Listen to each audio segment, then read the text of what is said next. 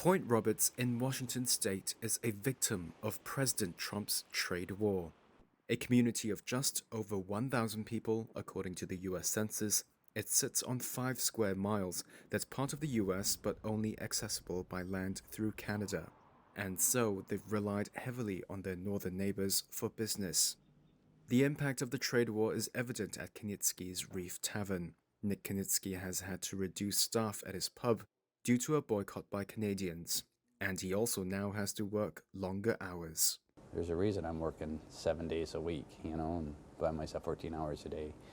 Time I prep the food and clean the lawn and work weekends. Many of his customers are Canadians who've been offended by rhetoric from the White House.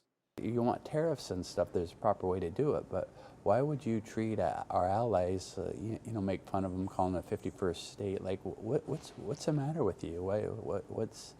I don't understand that. Business is business, but you don't have to be rude about it.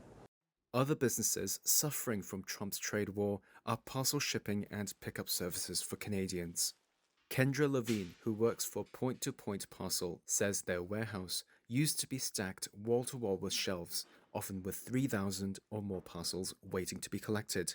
That number has now dropped to just over 230 on Wednesday. The difference between COVID and now is people still wanted their stuff, so people were ordering and we'd ship to them. And now a lot of customers just don't even want to come. Lots of them have said, we'll see you in 4 years. The severe reduction in business means it's time for some companies in Point Roberts to close the doors permanently or relocate across the border, which is what owners of the Rubber Duck Museum have chosen to do.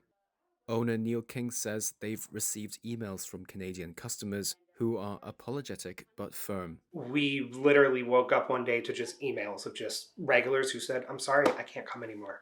I cannot support your country. I cannot support your government.